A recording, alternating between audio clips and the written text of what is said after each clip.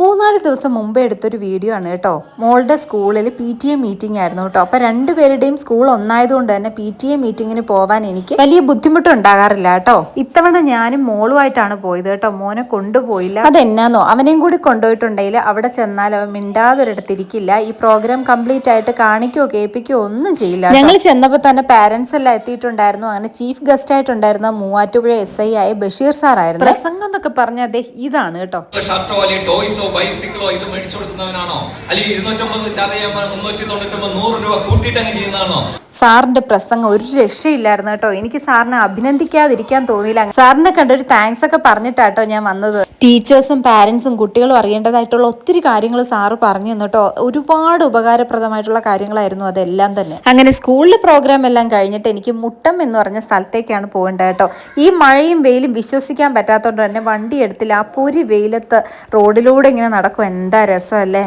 പകുതി ദൂരം വന്നപ്പോഴേക്കും ആൾക്ക് വിശന്നു. അപ്പോൾ അവള് പറയുകയാണ്, അമ്മേ എനിക്ക് എന്തെങ്കിലും മേടിച്ചല്ലേ ഇപ്പം ഞാൻ വീഴുന്നു. അങ്ങനെ ഞങ്ങളൊരു ബേക്കറി കയറിയിട്ട് ഒരു ഫ്രഷ് ലൈം ഒക്കെ കുടിച്ച് ഒരു സമോസയൊക്കെ കഴിച്ചിട്ട്, ഈ മഴയും വെയിലും സമ്മിശ്രമായിട്ട് വരുന്നതുകൊണ്ട് തന്നെ ചൂടിന് കാഠിന്യം കൂടുതലായിരിക്കുമേ. ഈ മുട്ട എന്ന് പറയുന്ന സ്ഥലം തൊടുപുഴയിൽ നിന്ന് ഇച്ചിരി ദൂരമേ ഉള്ളൂ കേട്ടോ. അങ്ങനെ ഞങ്ങൾ പയ്യെ നടന്നു. ഇത് തൊടുപുഴ പാലമാണ്. പാലത്തിന് താഴെ കൂടെ തൊടുപുഴ 6 ഒഴുകുന്നുണ്ട്. പെട്ടെന്ന് തന്നെ ബസ് കിട്ടി. അങ്ങനെ ഞങ്ങൾ മുട്ടത്തെത്തി. ഇവിടെയാണെങ്കിൽ ഒത്തിരി കളക്ഷൻസ് ഉണ്ട് എന്ന് കേട്ടിട്ടുണ്ട്. അങ്ങനെ വന്നതാണ് കേട്ടോ. നല്ല നല്ല ടോപ്പുകൾ ഒത്തിരി ഉണ്ടായിരുന്നു. പിന്നെ ഇത് കണ്ടില്ല, ഇതൊക്കെ വെറും 250-300 രൂപയ്ക്കൊക്കെ. അങ്ങനെ ഡ്രസ്സിന്റെ പരിപാടി എല്ലാം കഴിഞ്ഞിട്ട് ഞങ്ങളൊരു ഫാൻസിയിലോട്ടാണ്. ഈ മോളെ കൊണ്ട് വന്നു കഴിഞ്ഞാലേ അവൾ എല്ലായിടത്തും കയറണം. അവൾക്ക് എന്തെങ്കിലുമൊക്കെ സാധനങ്ങൾ അപ്പോൾ വേണം. അങ്ങനെ അവൾക്കുള്ള സാധനങ്ങളെല്ലാം മേടിച്ച് ഞങ്ങൾ തിരിച്ച് തൊടുപുഴ ടൗണിലേക്ക് തന്നെ പോരുകയാണ്. തിരിച്ച് വീട്ടിലെത്തി കഴിഞ്ഞപ്പോഴാണ് ഉച്ചയൂണിന് കറി ഉണ്ടാക്കിയില്ലെന്ന് ഓർത്ത് അങ്ങനെ ഒരു മാമ്പഴ പുളിശ്ശേരി ഉണ്ടാക്കാന്ന് കരുതി. നമുക്കിന്ന് മാമ്പഴ പുളിശ്ശേരി ഉണ്ടാക്കിയാലോ? ഓക്കെ. ഹലോ, അതെ, കേട്ടത് ശരിയാണ്. ഇന്ന് നമ്മളൊരു മാമ്പഴ പുളിശ്ശേരിയാണ് കേട്ടോ ഉണ്ടാക്കുന്നത്. കുറച്ച് മാമ്പഴം കിട്ടിയിട്ടുണ്ട്. അപ്പോൾ എല്ലാവർക്കും അറിയാം മാമ്പഴ പുളിശ്ശേരി എങ്ങനെയാണ് ഉണ്ടാക്കുന്നതെന്ന്. പക്ഷേ ഇവിടെ ഒരു വെറൈറ്റി മാമ്പഴ പുളിശ്ശേരിയാണ് ഉണ്ടാക്കുന്നത്. ഒട്ടും ബോറടിപ്പിക്കാതെ പെട്ടെന്ന് തന്നെ പറയാം കേട്ടോ. കഴിഞ്ഞ ദിവസം ഞാൻ എൻ്റെ ഒരു ഫ്രണ്ടിൻ്റെ വീട്ടിൽ പോയിട്ടുണ്ടായിരുന്നു. അവൾ ബ്രാഹ്മണ കുടുംബത്തിലെയാണേ. അപ്പോൾ അവിടെ ചെന്ന സമയം ഉച്ചയൂണ് സമയമായിരുന്നു. അപ്പോൾ അവർ പെട്ടെന്ന് തന്നെ ഊണ് വിളമ്പിയ സമയത്ത് ഈ മാമ്പഴ പുളിശ്ശേരിയും തന്നിട്ടുണ്ടായിരുന്നു. സാധാരണ നമ്മൾ ഉണ്ടാക്കുന്ന പോലെയല്ല കേട്ടോ, ഭയങ്കര ടേസ്റ്റ് ആയിരുന്നു. അങ്ങനെ ഞാൻ ചോദിച്ചു, അപ്പോൾ അവിടുത്തെ വല്യമ്മയാണ് ഇത് ഉണ്ടാക്കിയെന്ന് പറഞ്ഞു. അപ്പോൾ ഇതിൻ്റെ റെസിപ്പി എങ്ങനെയാണെന്നൊന്ന് മനസ്സിലാക്കിയിട്ട് നിങ്ങളുമായിട്ട് ഷെയർ ചെയ്യാമെന്ന് വിചാരിച്ചു. ഈ മാമ്പഴ പുളിശ്ശേരി ഉണ്ടാക്കുന്നത് പെട്ടെന്ന് നമുക്ക് വളരെ ഈസി ആയിട്ട് ഉണ്ടാക്കിയെടുക്കാം. അതായത് വേറെ ചേരുവകളൊന്നും ചേർക്കുന്നില്ല. നമ്മൾ മാമ്പഴം പൊളിച്ചെടുക്കുന്നു.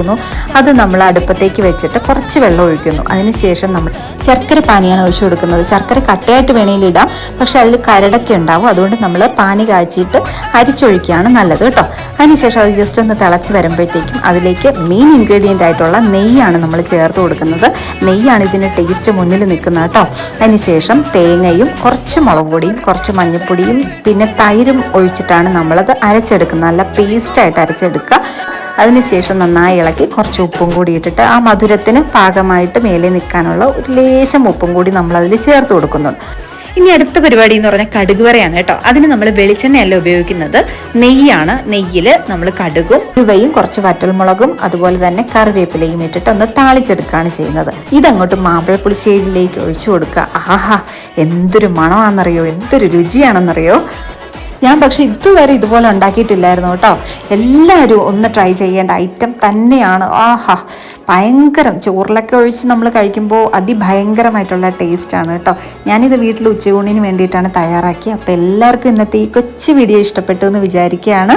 ഓക്കെ, അപ്പോൾ ഇന്നത്തേക്ക് ഇത്രയേ ഉള്ളൂ. ടാറ്റാ.